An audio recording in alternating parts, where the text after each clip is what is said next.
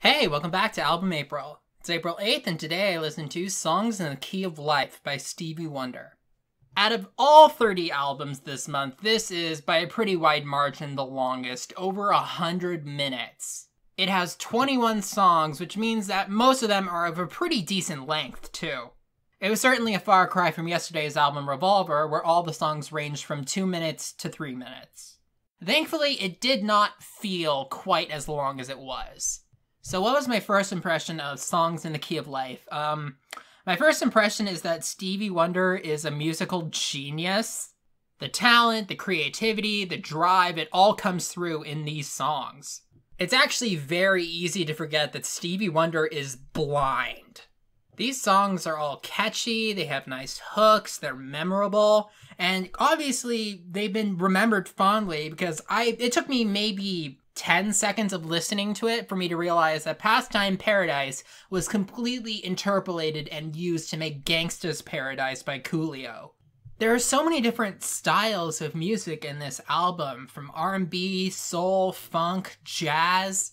Saturn has kind of a spacey vibe, Ghetto Village Land has sort of a medieval spin to it.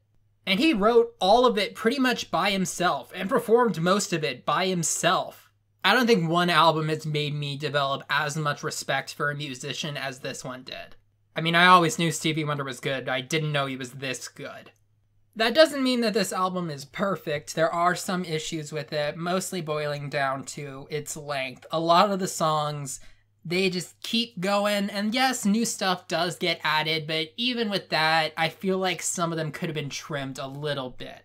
That might just be my general impatience talking, but whatever. What was my favorite song on this album? I think I'm gonna have to go with Isn't She Lovely. That song is not about a romantic interest at all, it's about Stevie Wonder's daughter. Just the flood of joy of knowing that someone has been put into your life and you will love them until the end of time, even though they've only been on Earth for like 70 seconds. That's kind of beautiful. Isn't She Lovely is just infectiously happy. And second place would probably go to Black Man, which is the song about how people of all different stripes have made their impact on the world. They've been innovators, revolutionaries, leaders, and that this world is for everybody of all races, all ethnicities, all walks of life. Obviously, some of the terminology used in the song is outdated, like calling Native Americans red or Asians yellow, but the heart is still there. It's a song about how this world is for everybody. Then the question of, were there songs on this album I didn't like? No, there weren't. I liked all of these songs. If you wanted me to nitpick and find one that I'd say has the most issues, I really think that Another Star went on for way too long. But overall, this album scored 21 out of 21. And lastly is the question of, does this album hold up? Absolutely it does.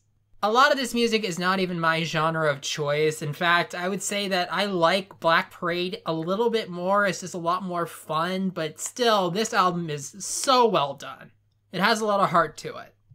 So yeah, if you have 2 hours to spare, you could certainly do a lot worse. Thank you for listening. I'll see you tomorrow.